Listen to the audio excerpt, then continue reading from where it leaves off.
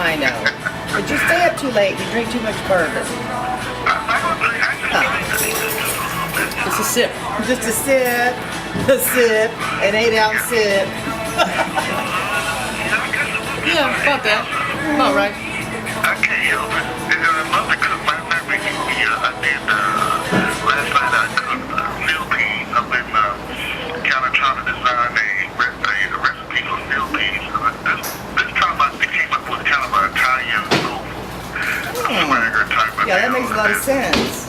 Yeah, and then I made some collard mustard greens the night before with a little bit of Italian soul food fusion going on, and I'm going to have buttermilk fried chicken tonight.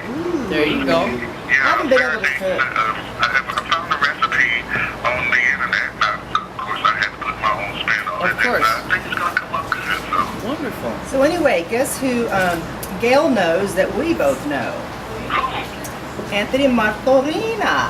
Ah, yes, we need to have Anthony back on. Yes. Yes, guess what? Nice. Yes, and she's been 3 times over at the World Food Championships. So tell us a little bit about that. Oh goodness, the very first year I actually qualified to enter the World Food Championships with a cocktail. Which one was it? It Was it bourbon? No, actually it was gin. It was making a gin mojito, and even for people who don't like gin, it transforms the gin and it transforms the mint and the lime, and it's really quite amazing. And it was using a product called Perfect Puree, and they had, they have national competitions all the time to feature people's cocktails, etc. And even though I was an executive chef where I was working at the time, I designed that to go along with some of my grilled wings, and that qualified me to get in there, and I was in the sandwich category the first year, and then also helped as sort of a sous chef and team member for the lady who won the recipe category, which that year was pasta. And then the second year that I went, which was the third year total of WFC, I was in the recipe category, and it featured cheese, and yeah, it was awesome. And I made a 4-cheese polenta. Ooh. See, it's grits is what it is. I was gonna say so you've got grits. that soul and Italian fusion. Yeah. You know what polenta is grits. So it's cheesy grits. Yeah, cheesy grits. That goes well with my Fancy background. pants. And then this last year I went as a team member with my business partner Vita, and she had qualified in the burger category. So That was in Kissimmee, correct? that was in Kissimmee. Yeah, they finally moved it from Las Vegas. I wanted to go there so bad, but I was on my way to either before or after I went to Europe. That was when that was going on, right before I left, so I didn't get to make it. But Anthony was trying to get me down there. I would like to go this next year. I think it would be fun. Yeah, and it's in Orange Beach this year, and we're still trying to qualify. So I've entered a burger into the Bubba Burger Challenge to see how to go. Hey, Sean, what do you want to say? What do you got to ask her? Pick her brain. Chop Chef, how do they shoot that? You mean For Cutthroat Kitchen? for Cutthroat Yeah, Kitchen? I'm sorry. Yeah. Cutthroat Kitchen. How did you, take me through that process. How did you actually become a part of it? What was the experience like? Does it seem like it's fast paced like it does? It really is. Well, my business partner, Vita Jaron, who runs the gelato shop with me, she was on Chef Wanted several years ago, 3 years ago. And she was contacted by the casting company to see if she wanted to do Cutthroat Kitchen, and she basically said, hell no. Do not want to do Cutthroat Kitchen. There's no way I could do that. Exactly. It was a big hail to the no. And so, Does he want us to make it? he does. And so when she said hell to the no, then they asked her, basically it was like, well, do you know anybody who would do this? And she's like, Gail's just batshit crazy enough to do it. Oh, yes, she is. The episode is hilarious. And, she knows that I'm able to do things on the fly. And I used to teach my students, fake it till you make it. In the kitchen, real life happens. In the real language, shit happens. Yes. And real life occurs. Sometimes pieces of equipment go down. Sometimes a truck doesn't come. Sometimes, whatever. Somebody drops something on the floor that you've spent hours prepping. Doesn't matter. you still have a meal to present to your guests. I think in a way, though, when I was watching the show, to me, it felt like all that distraction would maybe take your mind off of, like, you know, when they do the whatever that other one is, where they cut them out. Chop. That one's, I'm trying to watch that one. I want to be on that one next. But, you know, that would be nerve-wracking, but kind of, I think those little challenges that they did were kind of neat, and to me, it seems like it might take your mind off of it, and you were the first one that went into the final round with no money in hand. Well, I went into the whole first thing round with no she money. had in no hand. money to bargain with on that deal. Because she was going to get an extra 40 or 50,000. Basically, I doubled down at the beginning. Down. But in order to do that, I had to give up all of my money. So I knew that I would not be able to bid on any sabotages. So all the sabotages would come my way. And she was a runner-up with all that. Hola. She did well. That's nice. Yes.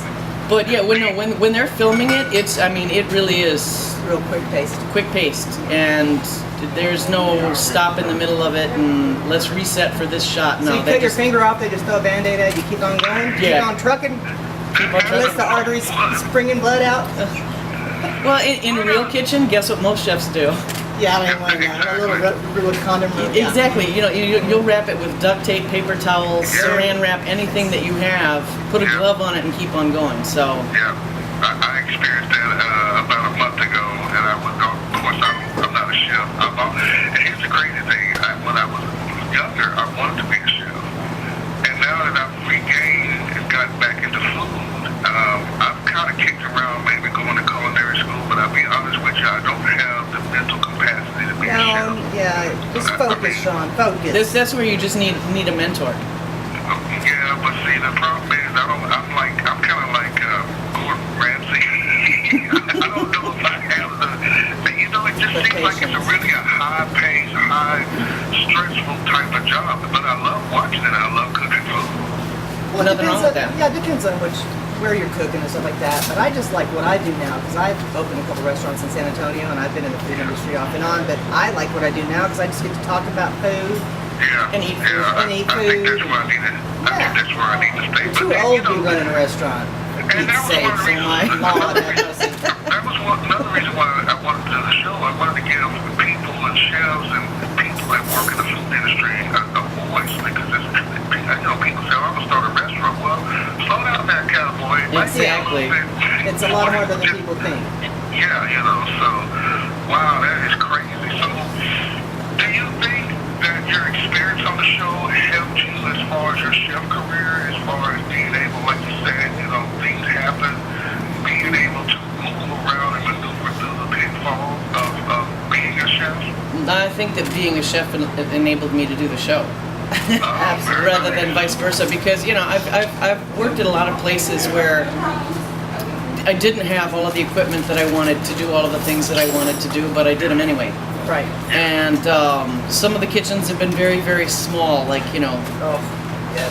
I haven't worked on a train yet, and I think that would be exciting. I think we should do that. And I Let's do go know on a some train. people. Let's go on a get train. ride. Cook- I'll go cook a with meal you. on a train. We're gonna destinate on a train. And you know, and it's just been interesting because even at home, I step over dogs while I'm cooking, Yeah. and that's sort of like one of the Cutthroat Kitchen challenges, and worked in Yes. very small spaces. So it really prepared me for the show more than anything. But I'll do it again in a minute. Yeah. Very nice. Well, when we come back, we'll continue with Gail right here at Stationary, right here on Thunder Dish Radio. Then click. It goes off. Live? We're recording for the show. Okay. There's no live radio anymore. We'll assume There's it's live. some live radio. Okay. So what most everything you hear on the radio is pre-recorded? It's already pre-recorded. Yes, sir. Okay, I think that's what you want to do. Let's see, the third segment, and I have a couple of good questions, okay? Okay. All right. Do it. All right, here we go. Do it. That's what Nike says. Just do it. I want the funky music. It's not gonna play. The segment in the last segment. Hey girls, you know, I can start by talking to you real quick. He was one of the top DJs at the Blizzard Lounge in Dallas in the 80s. Really? He was a big DJ there. What's up? Here it comes. He's gonna look like I the was about to prepare for the go. There's the music. There's some dancing. Here they go. There you go. That's a beautiful thing. We're dancing. We're getting down. Woo! It's getting hot in here. Yeah, it's actually, It's hot out there. That's hot and spicy. Pretty good. We're talking to officially with Destination Dairy and Gail. She is the executive chef for the Black Marlin. Am I correct? You are correct. Black Marlin Bar and Grill. And one of the questions that I have is, as executive chef, take me through that process. How is your day on a day-to-day? That's what he wants a TV show to be about. that's it. It's Okay. real life of the chef. That's what Because there are always people out there that want to be in your position, and they're like, well, they don't know what that experience is. Well, then my best suggestion to them is go to a zoo and try managing a bunch of monkeys while you're all in the lion's cage. Yeah. It's just the best. You don't want to do that. Because if you truly love to cook, don't be an executive chef. Yeah. Be a sous chef. Be an executive sous chef. Be a chef de cuisine potentially, maybe chef de partie. But not all executive chefs spend a lot of time cooking. We're a small enough facility that I'm a working chef, so I'm on the line cooking. And but the team that I have in my kitchen is a very unique team. My lead line cook, his first job was in my first restaurant, and so I've been partially training him over the last 10 years. So I trust him implicitly. I know what he knows and I know what he doesn't know. I know his strengths, I know his weaknesses, and I know when he's about ready to blow his top and cuss people out. And vice versa. He